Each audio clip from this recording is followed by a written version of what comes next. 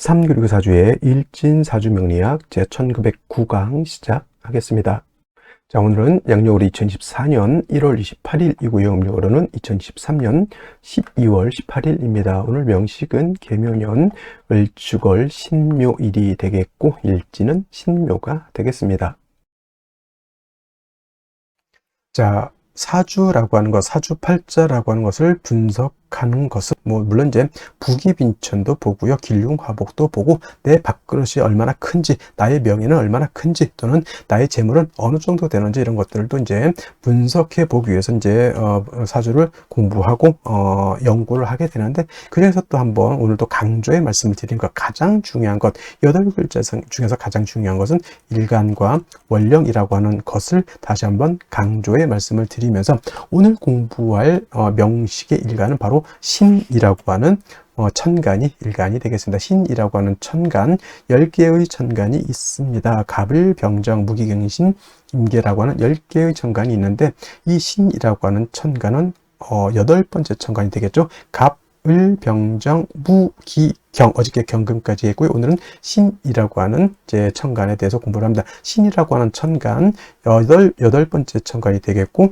경과 마찬가지로 오행으로 보게 되면 금이 되죠. 금, 쇠라고도 이렇게 표현하고, 그 다음에 금의 기운이라고 하는 것은 숙살의 기운을 이렇게 말한다고 했죠. 서늘하고 오싹한 기운, 상대적인 개념은 금금목하기 때문에 금의 오싹한 기운의 반대는 어떤 게 목의 따뜻한 온기가 될 것이고요. 화의 뜨거운 열기에 반대되는 것은 수의 아주 차가운 한기, 냉기가 될 것입니다. 그래서 금이라고 하는 오행으로 놓고 봤을 때 경금이 됐든 신금이 됐든 쇠라고 하는 금은 숙살의 그런 차가운 기운을 가지고 있는 것이고, 그 다음에 계절은 역시나 가을이 되겠습니다. 천간으로 경금, 신금이 가을이다라고 하면 실은 신유, 술, 월이 가을이면서 금이 왕한 금왕절이 된다라고 보시면 되겠고요. 자, 신유, 술, 월은 방향으로는 서쪽이 되죠. 서쪽이 되면서 금이 왕한 계절, 그 다음에 금의 색깔은 백색이 되면서, 그 다음에 주관하는 사신 중에 하나 백호라고 하는 것이 있습니다. 사신 중에서 주잡도 있고, 청룡, 좌청룡, 우백호, 그 다음에 현무, 그 다음에 구진이라는 것도 토를 주관하는 것이 구진이라고 하는데, 그 5가지 신 중에서 유독 우리가 눈으로 볼 수 있는 것, 그죠? 축복인지는 모르겠지만 백호, 좀 백호도 약간 사람을 치면 약간 특이 같은 개념이죠. 원래는 안 태어나야 되는 그런 것인데 어떻게 해서 약간 돌연변이식으로 태어나는 것이 백호라고는 하는데, 일단은 귀하다 보니까 이걸 갖다가 사신에 한번 늦지 않았나라는 생각을 한번 해보게 되고요. 그 다음에 오상이라고 하는 것, 인의 예지신이라고 하는 오상으로 봤을 때 경금과 마찬가지로 금이라고 하는 것은 의를 주관한다라고 볼 수 있죠. 우리나라 치면 이순신, 성웅 이순신 같은 것, 그다음에 체게바라 같은 어떤 그런 사람도 있을 것이고, 옛날 주면 큰 명장들 많이 있을 것입니다. 옛날 중국 삼국지에서는 제가 이제 관우를 이제 많이 의를 설명할 때 관우를 많이 설명을 했었는데, 요즘은 이제 성우 어떤 분, 우리나라 이순신 장군을 예를 들면서 인의예지에서 의를 생각할 때 여러분 항상 이순신 장군, 성우 이순신 장군을 생각해 두시면 좋겠습니다. 그래서 신금일간이든 경금일간이든 의로움을 좀 많이 좋아하고요. 그 다음에 강단도 있고 뚝심도 있고, 그 다음에 금일간이기 때문에 숙살의 기운을 가지고 있기 때문에 사람이 좀 냉정하고 좀 무뚝뚝해 보이지만, 또 의외로 경금일간들, 신금일간들이 겉으로는 되게 차갑고 강해 보이지만 또 의외로 또 속마음은 매우 또 여린 그러한 사람들도 없지 않아 있다라고 말씀을 드릴 수 있고요. 그 다음에 일간이 신금이기 때문에 이 사주는 의만 주관한다가 아니고요. 그냥 오행으로 금이 의를 주관한다라고 설명드린 것이지, 이 사주가 의를 너무 주관한다가 아닙니다. 사람은 인의예지신 모두를 다 중요시하게 생각해야지, 너무 의만을 주관하게 되면 사람이 인자함이 떨어집니다. 그러니까 예를 들면 우리 명랑에서 볼 때 이순신 장군이 탈령한 사람을 갖다가 끌고 오니까 바로 할 말 있느냐? 없습니다. 바로 목을 베었죠. 이게 의를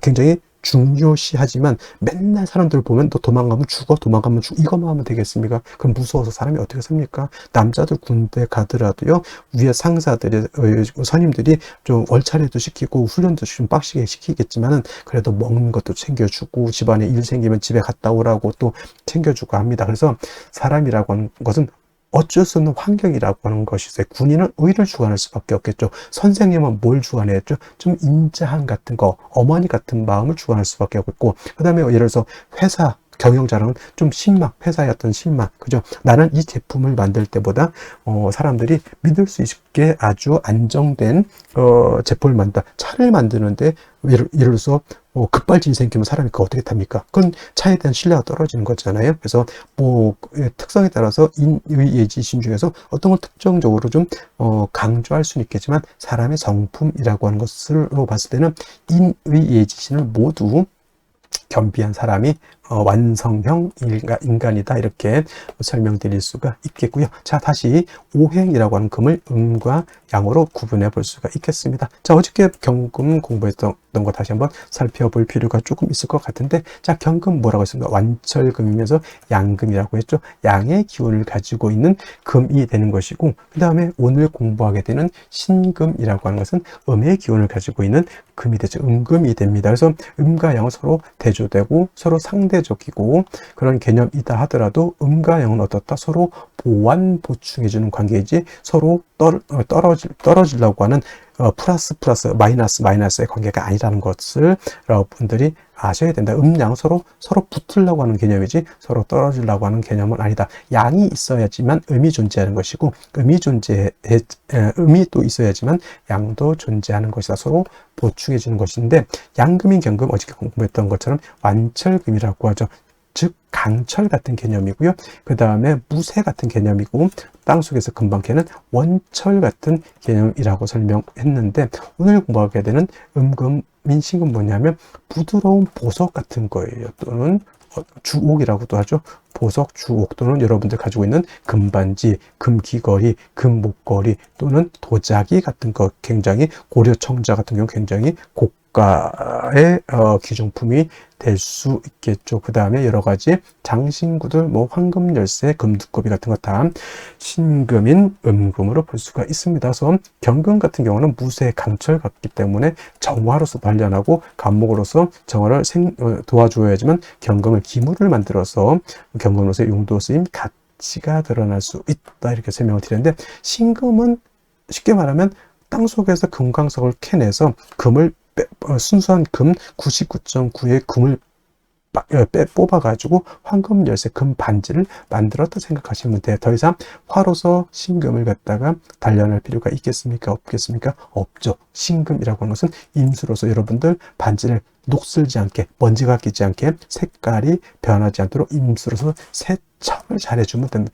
세진을 잘 해주면은 신금으로서의 가치, 신금으로서의 용도가 드러날 수 있다라고 볼 수가 있죠. 그래서 신금은 사시사철 임수를 얻어야지만 신금으로서의 귀함을 얻을 수 있다. 그러니까 같은 금이라 하더라도 양금인 경금과 음금인 신금은 이렇게 용신을 취용하는 방법 자체가 다르다. 쉽게 말하면 남자라고 하는 것은 군대도 가고 좀 격렬한 격투기도 할 수 있고, 또는 뭐 아주 험악한 산악 등반도 할 수 있지만, 여자는 너무, 요즘 여자들도 뭐 운동 많이 하지만은 그래도 여자가 격투기 같은 거 하기보다는 여자는 좀 그림도 좀 그리고 수혜도 좀 하고 또 맛있는 것도 좀 만들어 주고, 이런 개념으로서 음양의 어떤 존재 이유가 있지 않겠으면, 그렇다고 해서 여자를 비하하는 건 아니고 음과 양의 이치가 있다는 얘기입니다. 그래서 양금인 경금은 그 나름대로의 용신을 취용하는 방법이 이렇게 있는 것이고,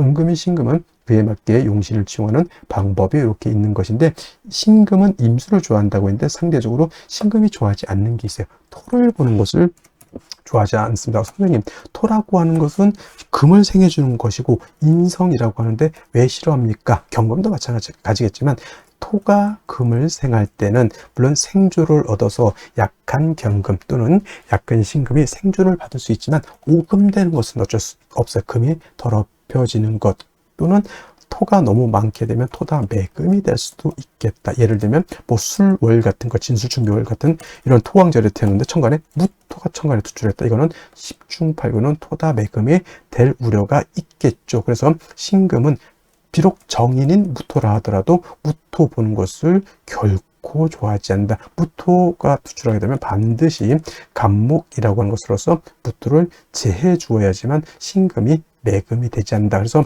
여러분들 신금은 이것만 생각하시면 돼요. 임수로서 세척, 세진, 도세주곡하는 것은 엄청나게 좋아하지만 토가 많아서 오금되는 것, 토가 많아서 매금되는 것은 결코 좋아하지 않는다. 이 정도만 알고 있어도 신금에 대해서는 크게 어렵지 않게 용신을 취용할 수 있다. 물론 이제 임수를 용신으로 치지만 상황에 따라서 신금일간이 목이 너무 많다. 경금을 용신으로 취용할 수도 있겠고요. 신금일간이 수가 너무 많으면 이때는 비록 무토라 하더라도 무토로서 많은 수를 제할 필요는 있습니다. 이때는 물론 무토로서 임수를 제한 경우에는 수를 제하는 용도는 있지만 무토 역시 신금을 갖다가 더럽히는 그러한 패단은 없지 않아 있죠. 그래서 신금은 가장 좋은 것은 일간이 약할 경우에는 토를 보는 것보다는 비경겁적인 금을 보는 것을 더 좋아한다라고 보시면 되겠고, 특히나 신금 같은 경우는 특히나 어떤 걸 좋아한다죠? 금백 수청하는 것을 매우 좋아하죠. 금도 하얗고 물도 하얗게 되는 것을 좋아하죠. 그리고 금백수청이라고도 하고요. 금수쌍청이라고 하는데 대체적으로 유월의 신금 같은 경우가 바로 이런 금백수청을 좋아한다 이렇게 보시면 되겠는데, 이제 원령에 따라서 이제 달리 보는데 가장 금이 깨끗할 때가 유월이라고 해서 임수가 됐던 개수가 됐던 신금이 됐던 뭐 경금도 간혹 그럴 때는 있겠지만은 금백수청은 12달 중에서 바로 유월이라고 하는 점, 양력을 한 9월 정도 되겠죠. 9월 정도 그때가 가장 좋은 시절이다. 맑고 깨끗한 시절이다. 이렇게 생각하시면 되겠습니다. 그리고 이제 일간의 특성을 알았으면 다음은 이제 원령이 어느 원령이냐에 따라서 신금이 용신을 취용하는 방법이 조금씩 달라질 수는 있겠다라고 하는 좀 융통성 있는 사고방식을 가지는 것도 필요하겠다라는 말씀을 드리면서 자, 원령에 대해서 한번 알아보도록 하겠습니다. 다음으로 원령에 대해서 알아보도록 하겠습니다. 월령이라고도 표현을 하고요. 월지라고도 표현을 하고 월원이라고도 표현하는데 다 똑같은 어디를 말하느냐? 월주의 지지를 말한다. 월지의 지지. 그래서 이걸 일단 월령, 월지, 월원이라고도 표현하는데, 이 월지가 중요한 이유는 계절의 의미를 내포하고 있다. 계절이라고 하는 것은 봄, 여름, 가을, 겨울, 추나 추동을 말하는 것이고요. 이 계절의 개념이 왜 중요하냐 하면은 사주에서 제일 중요한 왕세와 한열이라고 하는 개념을 가지고 있기 때문에 그렇습니다. 왕세와 한열. 그래서 이 왕세라고 하는 것은 어떤 오행이 왕하냐 약하냐를 놓고 보는 것이고, 한열이라고 하는 것은 이 사주가 더우냐 추우냐를 놓고 보는 것인데, 대표적으로 사오미월이라고 하는 계절은 하절 여름이 되겠죠. 굉장히 뜨거운 혹서기가 되는 것이고요. 그 다음에 지금 해자 축월 같은 경우에는 이건 동절입니다. 엄동설한의 그러한 계절이 되겠습니다. 엄청나게 춥다라고 하는 것. 그래서 조후라고 하는 개념을 놓고 봤을 때 사오미월과 해자 축월은 조후가 매우 급박하다. 즉 사오미월의 하절에는 수가 있어서 뜨거운 열기를 식혀주는 것이 필요하고요. 해자 축월 같은 동절에는 화가 있어서 뜨거운 열기, 차가운 한기를 갖다가 따뜻하게 해주는 것이 필요하다라고 이렇게 말씀드릴 수가 있습니다. 그래서 해자 축월 같은 경우에는 계절은 동절이라고 하는 것. 그래서 사주라고 하는 것은 보다 중화를 이루어야 된다라고 말씀을 하죠. 중화라고 하는 것은 다른 것이 아니라 이 왕세와 한열을 얼마만큼 잘 조절해서 중화를 이루었느냐를 놓고 보고, 중화가 잘 된 사주는 좋은 사주, 즉 우리가 말하는 부귀영화를 누릴 수 있는 그런 사주로 보는 것이고, 만약에 한 왕세가 깨져 있거나 한열이 깨져 있다 사주가, 그러면 중화를 이루지 못한 그런 사주가 되기 때문에 어떤 사주? 그렇죠. 결코 좋게 볼 수 있는 그런 사주가 아니다라고 하는 것이 관건이 되는데, 지금은 계절로 축월이 되겠습니다. 축월이라고 하는 것은 해자 축월을 지금 말씀드리는 거고, 그 중에 축월을 말하는 겁니다. 절기로는 소한과 대한으로 이렇게 구분이 되어 있죠. 그래서 소한, 작은 추위, 대한, 뭐 큰 추위 이렇게도 보지만, 우리가 소한과 대한이 중요한 이유는 월이 바뀌는 기준이 뭐다? 이 소한이 되어야지만 어디에서? 자월에서 지금의 축월로 전환이 되는 것이고, 그 다음에 해자 축월이 모두 동절이죠. 해월은 어떻습니까? 제가 초동이라고도 했고요, 맹동이라고도 표현했고, 자월은 중동이라고 제가 표현을 했고요. 지금 축월 같은 경우에는 어떤 계절? 모두 늦겨울이라고 하는 개념, 개동이라고도 하고요, 또는 만동이라고도 이렇게 표현을 합니다. 이 개동, 만동 다 같은 뜻이죠. 만동, 늦은 겨울, 개동, 끝의 겨울이, 끝에 찔러서 끝의 겨울이죠. 다 늦겨울이라고 하는 표현을 쓰게 되는데, 다 해월, 자월, 축월 모두 어떻습니까? 겨울이기 때문에 덜 춥고 더 춥고 개념보다는 일단은 엄동설한이라고 하는 개념을 꼭 머릿속에 기억에 해두시고, 남극 대륙을 연상하는 것이 좋겠다라고 제가 항상 말씀입니다. 한기가 극심한 그런 계절이 되는 것이다 라고 해서 반드시 조후라고 하는 개념을 머릿속에 가지고 있어야 된다. 지금처럼 우리 한국의 기후처럼 뭐 영하 10도, 영하 20도만 돼도 엄청나게 춥잖아요. 저 외국 같은데 저쪽 툰드라 지방에서 사람이 사는 곳이 가장 추운 곳이 영하 72도 에도 사람이 살고 있으면 엄청나게 추운 그런 것, 이런 것을 연상하셔야지만 해자 축월의 사주를 볼 때 쉽게 우리가 이해할 수 있다라고 하는 것. 그 다음에 해자 축이라고 하는 것은 북방이라고 설명을 드렸죠. 북방, 수가 왕한 수왕절이면서 엄동설한이라고 말씀을 드렸는데, 실질적으로 해자월이 수가 왕한 수왕절이 에 반해서 축월은 어떻다? 축월은 토가 왕한 계절이다라고 해서 진월, 그 다음에 수월, 축월, 미월 같은 경우에는 사계월이라고 하죠. 사계절이 아니고 사계월이라고 합니다. 끝계절을 써서 사계월. 그래서 이때는 뭐냐? 인묘진의 진, 그 다음에 사오미의 미, 그 다음에 신유, 술의 술, 그 다음에 해자, 축의 축, 이렇게 해서 진술축미는 그 계절의 끝을 의미하죠. 진은 봄의 끝, 미는 여름의 끝, 그 다음에 술은 가을의 끝, 그 다음에 축은 겨울의 끝이죠. 그래서 토가 왕한 계절이면서 토라고 하는 것, 진술축미는 어떤 환절기의 개념을 가지고 있죠. 어떤 분들이 축토 같은 경우는 토이지만 얘는 수로 봐야 된다라고 하는 그렇게 말씀하시는 분들이 있는데, 이거 잘못된 것이고요. 축토도 당연히 그건 토로 봐야 되는 것이지만은, 예를 들어서 해자축, 방합을 형성하는 경우가 있습니다. 이런 경우에는 수가 세력을 얻었다라고는 표현할 수 있지만, 이거 가지고 축토가 수가 된다 이렇게 말씀드릴 수는 없다라고 하는 것. 그 다음에 해월, 자월 과 더불어 축월도 동절이기 때문에 아까 말씀드렸던 것처럼 조후의 개념이 시급하다, 너무 춥기 때문에 따뜻하게 해야 된다. 그래서 조후의 개념이 시급한데, 이때는 뭐가 필요한 거죠? 당연히 화라고 하는 것이 있어서 차가운 기후를 따뜻하게 해야지 만물이 생기생이를 얻을 수 있다. 이때 필요한 조후를 쓰는 화는 음화인 정화보다는 양화인 병화를 얻는 것이 급선무가 된다라고 하는 것까지 여러분들 꼭 기억해 두시기 바랍니다. 자, 그러면 축월에 일간신금이 태어나게 되면 사주를 어떻게 배합하는 것인지 알아보도록 하겠습니다. 자, 일간신금, 음금이라고 말씀을 드렸고요. 어저께 공부했던 경금, 완절금, 강철과 같았다라고 하면, 신금이라고 하는 것은 보석과 같다, 도자기와 같다, 여러분 반지, 귀걸이 등과 같다 이렇게 생각하시면 되겠고요. 경금 같은 경우는 원철과 같기 때문에 정화로서 단련을 하고, 그 다음에 감목으로서 정화를 보좌해 준다라고 했는데, 신금 같은 경우는 보석, 반지, 귀걸이와 같기 때문에 다시 불을 들이댄다라고 하면 신금이 녹아버리기 때문에 화를 많이 보는 것은 신금은 좋아하지 않고요. 오로지 임수를 얻어서 도세주옥해 주는 것을 좋아한다. 여러분 반지, 귀걸이를 갖다가 깨끗하게 닦아낸다라고 하는 것이 바로 임수로서 신금을 도세주옥한다라고 하는 개념이고요. 또 신금은 끔찍하게 싫어하는 것보다 토가 많아지는 것을 결코 좋아하지 않습니다. 신금은 원래 토라고 하는 것이 금을 생해주는 역할을 하죠. 그래서 신금 일간 또 약한 경우에는 토를 보는 것을 좋아하지만, 토가 많게 되면 토다 매금이 되기 때문에 좋아하지 않는다라고 설명을 드렸습니다. 근데 원령 자체가 지금 축월이죠. 축월은 해자축, 북방, 수가 왕한 계절 이렇게 말씀을 드릴 수 있지만은, 실질적으로 수가 왕한 계절은 해월과 자월이고, 축월이라고 하는 것은 진월, 술월, 축월, 미월, 진술, 중미의 4개월은 토가 왕한 계절이다라고 볼 수 있습니다. 그래서 신금이 축월에 태어났다, 인성인 토가 많은 때 태어났다.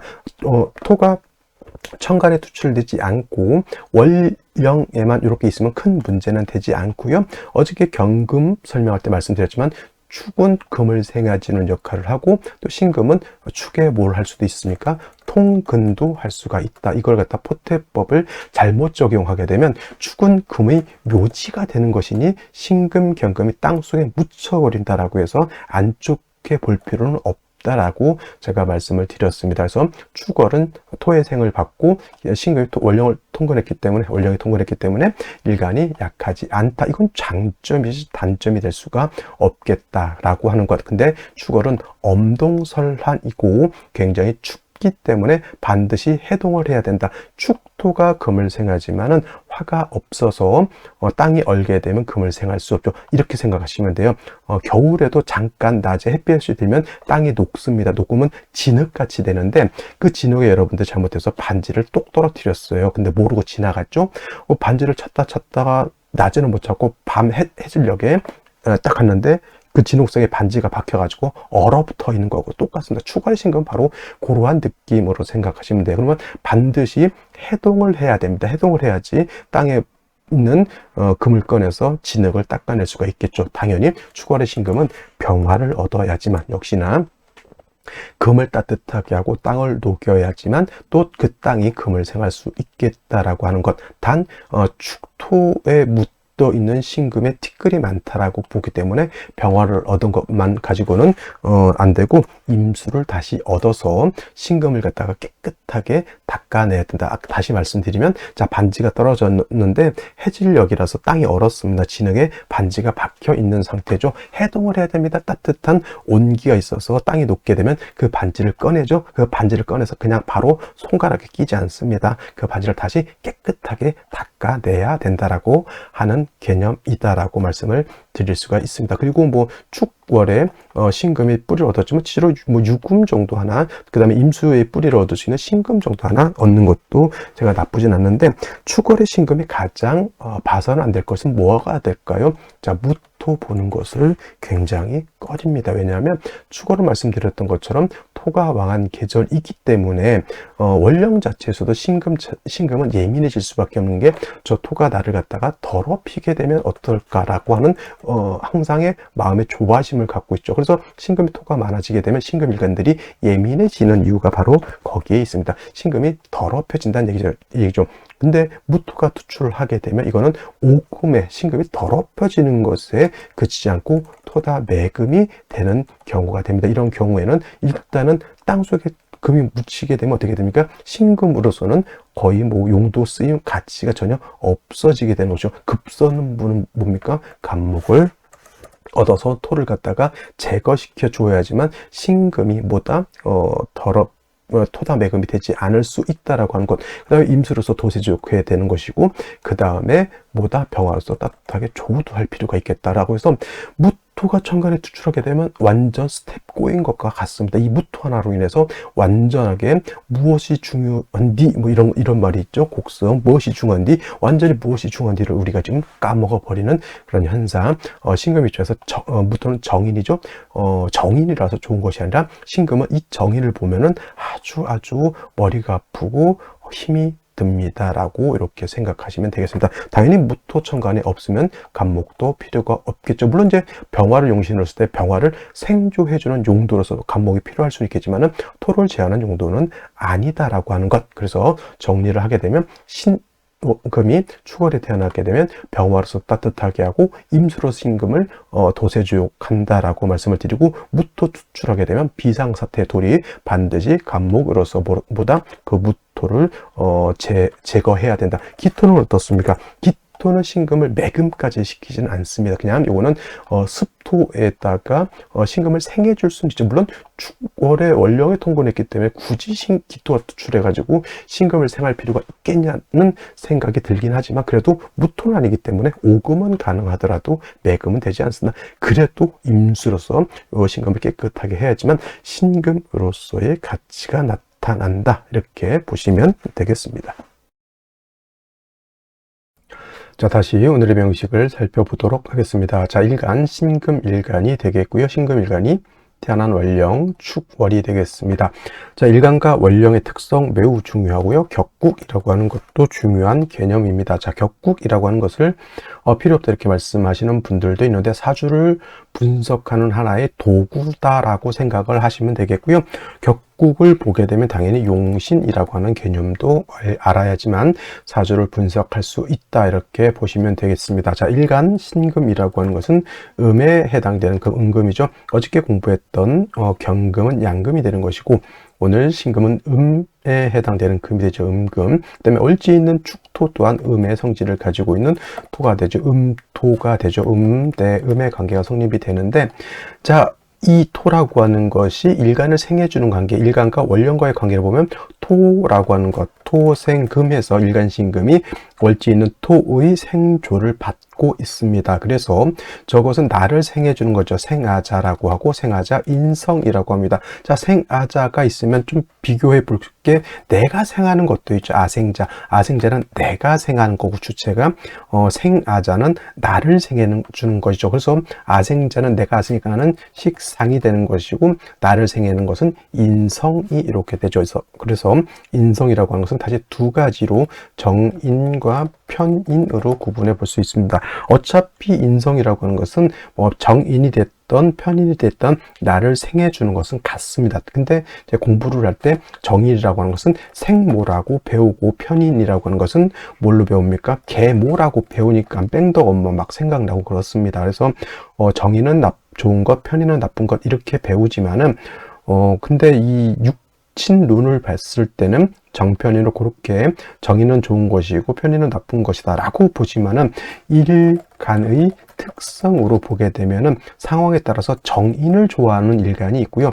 편인을 좋아하는 일간이 있습니다. 예를 들면 정화 같은 경우는 정인 간목을 이렇게 좋아하게 되겠죠. 하지만 지금 일간인 신금이라든가 을목이라든가 이런 것들은 신금은 음토인 기토를 좋아하고 을목은 개수를 좋아합니다. 이거는 일간의 특성에 따라서 달라지는 것이지 천편일률적으로 정의는 좋은 것이다, 편의는 나쁜 것이다 이렇게 생각하면 안 된다는 거죠. 예를 들면 오늘 일간이 신금이니까 무토 같은 것이 있으면은 요 무토라고 하는 것은 우리가 흔히 말하는 어떤 것 정인이 되지만 무토는 마른 땅 건토가 되죠. 조토라고도 하고 그다음에 이 무토라고 하는 것은 마른 땅은 금을 생할 수가 없고요. 또 왕토이기 때문에 오히려 토다 매금이 될 수도 있습니다. 그래서 무조건 좋다 나쁘다 이걸 보지 마시고요. 중요한 것은 저 일간이 어떤 것을 더 실질적으로 좋아하느냐 이거를 살펴보는 것이 중요하겠다 이렇게 보시면 되겠습니다.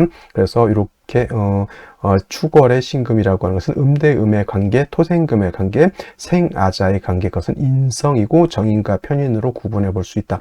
정인이라고 하는 것은 일간과 인성과의 관계가 양대 음의 관계가 성립이 되거나 또는 음대 양의 관계가 성립해서 음령의 조화가 맞으면 정인이라고 하고요. 편인은 양대 양이 되거나 오늘처럼 음대 음이 되게 되면 이거는 편인이 되는 것이다 라고 볼 수 있죠. 그래서 격국으로 봤을 때 축월의 신금이라고 하는 것은 일단 편인 격으로 볼 수 있고 일간 신금이 축월에 통근할 수 있다. 그 다음에 기토의 생조도 받을 수 있기 때문에 완전 신강은 아니더라도 그래도 신약한 사주는 아닌 구조로 볼 수가 있습니다. 그리고 축이라고 하는 거 지장간 보게 되면은 개수라고 하는 초기가 있고요. 그 다음에 신금이라고 하는 중기가 있고 본기인 기토가 있습니다. 만약에 이 축 중에 있는 개수라고 하는 것이 천간에 이렇게 투출하게 되면 이때는 이 개수를 가지고 격을 잡을 수가 있겠습니다. 그렇죠. 식신격이 될 수 있는데 축월은 동절이기 때문에 개수가 천간에 투출한다라고 하면 한기가 가중돼서 더욱더 추워진다라고 보시면 되겠습니다. 그래서 개수 투출되는 것은 일단은 좋지 못하고 차라리 수가 필요하다라고 하면 신금은 임수를 얻는 것이 보다 합리적이겠죠. 왜냐하면 개수는 춥게 만들지만 물론 임수도 동절이기 때문에 기후를 떨쳐서 춥게 만들 수는 있지만은 신금을 뭘 할 수 있습니까? 도세주옥, 도세주옥 할 수 있는 그러한 글자가 되는 것이니 차라리 임수가 투출하는 것이 좋겠다. 그리고 축월은 엄동설한이 되는 것이니 반드시 병화를 얻어서 조후하는 것이 필요하다. 이렇게 구분해 볼 수가 있는데, 자, 오늘 명식 축 중에 있는 개수가 연간에 이렇게 투출되어 있습니다. 역시나 식신격이 된다. 만약에 이것이 기축시가 된다거나 또는 기해시가 되게 되면은 축 중에 있는 본기가 투출하기 때문에 이거는 원한적인 다시 편인격으로 볼 수가 있겠죠. 하지만 기토가 투출되지 않으면 그냥 이 개수 가지고 격을 잡는다라고 볼 수가 있습니다. 그래서 한기가 더욱 가중되어 있다라고 보면 되겠고, 연지의 묘목이라고 하는 것, 그 다음에 일지에도 묘목이라고 하는 재성을 얻었죠. 신묘일주, 거기에 을목까지 이렇게 월간에 투출되어 있으니 축월에 신금이 오는 재성도 세력을 얻고 있다. 물론 뭐 을목이 축토를 갖다 이렇게 통제시켜 주는 것도 나쁘지 않다. 이걸 갖다 편인 도식이냐 이렇게 또 편인 도식은 안 되죠. 인성이니까. 요거는 이제 재성이 인성을 극하니까 요거를 갖다가 이제 탐재파인이 되느냐, 재극인이 되느냐. 물론 재극인으로 볼 수는 있지만은 이거는 그냥 적당하게 토를 갖다가 억제한다라고 보지만은, 만약에 생시에서라도 다시 간목이라든가 을목이 투출할 때는 이거는 그야말로 재극인으로서 탐재파인이 될 수도 있겠다. 왜냐면 그때는 재성이 너무 많아져서 문제가 되는 것이다 라고 보기 때문에 그렇습니다. 자, 3주까지만 놓고 봤을 때 뭐가 없습니까? 관성인 화가 한 점도 없다라고 하는 거. 화가 없으니까 뭐가 안 됐다? 조우가 안 되죠. 금, 한수, 냉이라고 해서 금도 차갑고 물도 차갑고 나무도 얼어있다. 이렇게 동절에 화가 없으면 온기가 없죠. 온기가 없으면은 생기, 생의가 없다라고 볼 수 있죠. 제가 이렇게 그냥 지나가는 말로 생기생이가 없다 이렇게 얘기하면 뭔 소린지, 만약 이렇게 태어나게 되면 진짜 생기생이가 없어요. 진짜 이렇게 했는데, 운도 예를 들어서 금수운을 가서 차가운 지형으로 간다 그러면 남자 여자 불문하고 보다 자손을 낳기가 어려울 수도 있고요. 예를 들어서 대를, 지금은 그런 건 없지만 옛날 같은 경우 예를 들어서 7대조 종손, 9대조 종손 대를 이어야 되는 경우에 아들이 귀할 수도 있다라고 보는 겁니다. 일단은 온기가 없으면 어떻게 돼요? 빛이 없는, 온기가 없는 화초가 자랄 수 있을까요? 금도 수도 응결되게 되면 확장하기보다는 응축하게 되니 삶이 어떻게 돼? 계속 웅크러드는 그러한 삶을 살 수밖에 없겠다라는, 그러니까 주도적으로 이게 좀 진취적으로 살아야 되는데 그렇지 못하다는 얘기입니다. 그래서 반드시 생시에서는 좀 온기를 얻는 것이 중요하겠다라는 말씀을 드릴 수가 있습니다.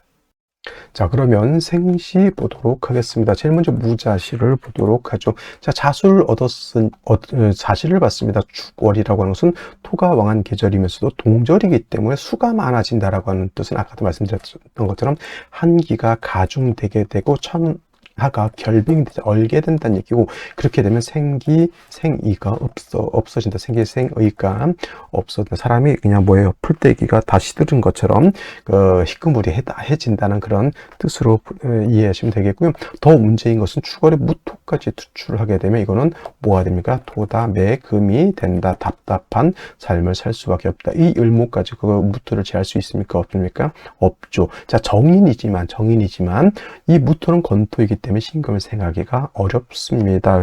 그리고 오히려 신금을 땅속에 묻어버리는, 여러분 결혼 반지 그 비싼 다이아 반지를 갖다가 땅속에 진흙 속에 묻어놨다 생각해 보세요. 끔찍한 일 아니겠습니까? 그다음에 무술시가 돼도 마찬가지고, 무자시보다 무술시는 토가 더 왕이지죠. 당연히 이 목 세 개가 있다 하더라도 이 목 세 개가 이 무토 하나를 감당해내기가 어렵다. 토다매금 10중팔구 토다매금이 될 것이고, 그다음에 화도 없죠. 수중 정화 가지고 조후할 수 없습니다. 쉽게 말하면 신금을 땅에 묻어놨는데 날씨가 추워서 그 땅마저 얼어버린다 이렇게 생각하시면 좋겠죠. 진태양남 이렇게 보시면 되겠고요. 기축도 마찬가지로 매금까지는 아니더라도 이거는 심각하게 신금을 더럽힌다. 여러분 반지가 녹이 쓸어 있고 진흙이 묻어 있어서 녹이 쓸어 있다 생각하시면 돼요. 이거 어디다 쓸까요? 깨끗하게 금방 가서 깨끗하게 닦아서 반짝반짝 빛이 나게 돼야 되죠. 그러면 뭐가 필요하다는 얘기예요? 임수가 필요하다는 얘기인데, 사주 원국에 화도 없고 임수도 없고 올 있는 것은 개수밖에 없어 더 춥게 만들고 좋을까요? 나쁠까요? 당연히 운에서라도 따뜻한 온기를 맞아야지만, 목화 운을 봐야지만 그래도 온기가 들어와서 일단은 생기를 얻을 수 있다라고 하는 점 기억해 두시고, 임진시 한번 보도록 하겠습니다. 임진시 역시나 축토도 습토고요. 진토도 습토죠. 진토하고 습토는 축토는 습토이기 때문에 생금이 가능하지만, 축토하고 진토의 차이는 신금 입장에서 이 진토는 통근이 안 되지만 이 축토는 통근이 가능합니다. 이건 차이가 있고요. 그 다음에 중요한 것은 역시나 사주 전체를 봤을 때 화간 점도 없죠. 임수가 있는 것은 좋습니다. 이 신금을 도세주할 수 있는 뭐 무기를 얻었다 이렇게 생각하셔도 되겠지만, 개수는 용도가 없겠지만, 그렇지만 얼어 있죠. 금한순행, 금도 얼고 물도 얼어 있다. 반드시 따뜻한 온기라면 뭐예요? 목화 운을 말하는 것이다. 이렇게 해서 온기가 있어서 금도 따뜻해지고 물이 녹아야지만 신금을 도세할 수 있는 것이고요. 개사시 이렇게 되게 되면은 개수가 투출되어 있습니다. 한기가 더 가중됐겠죠. 하지만 그래도 좀 좋은 점은 시시에 사화를 얻어서 조후할 수 있는 일단 연장은 얻었다라고 보시면 되겠는데, 이 상태에서 목화운으로 갈 것이냐 또는 금순으로 갈 것이냐, 이제 이것은 좀 문제가 될 수 있는데, 제가 봤을 때 개사시 또는 갑오시도 마찬가지입니다. 이거는 조금 조후가 부족하더라도 이거는 금수운으로 가는 것이 좋을 것 같고요. 냉정히 말하면 금운이 좋을 것 같고요. 그다음에 병신시 같은 경우에는 신금이라고 하는 것은 일간신금이 뿌리를 튼튼하게 내릴 수 있는 것, 그 다음에 천간에 투출된 임수는 하지만 신중에 암장된 임수가 있기 때문에 저걸 꺼내서 신금을 물론 투출되어야지만 공력이 더 커지지만 그래도 없는 것보다는 암장된 임수라도 있는 것이 좋을 것이고, 그 다음에 병화가 이렇게 투출되어 있기 때문에 병화로서는 조후할 수 있는 그런 글자라 볼 수가 있습니다. 그래서 이런 경우에는 병화를 얻었기 때문에 목화운도 나쁘지 않고요. 금수운도 나쁘지 않겠다 이렇게 볼 수가 있겠습니다. 그래서 오늘은 여기까지 설명드리고요. 오늘 일요일이기 때문에 자연분만이 아니고서야 오늘을 택해서 아이를 낳는 사람은 드물지 않을까라는 생각을 해보게 되고요. 만약에 아들 같은 경우에는 임진시라든가 병신시 이렇게 아들 같으면은 화를 얻어야 되니까 병신시가 좀 더 좋을 것 같고, 딸인 경우에는 목화운으로 이렇게 가게 되니 마찬가지로 병신시라든가 아니면 임진시 정도 이렇게 보는 것이 좋을 것 같다라는 말씀을 드리겠습니다. 자, 오늘 여기까지 설명드리도록 하고 저는 내일 또 찾아뵙도록 하겠습니다. 감사합니다.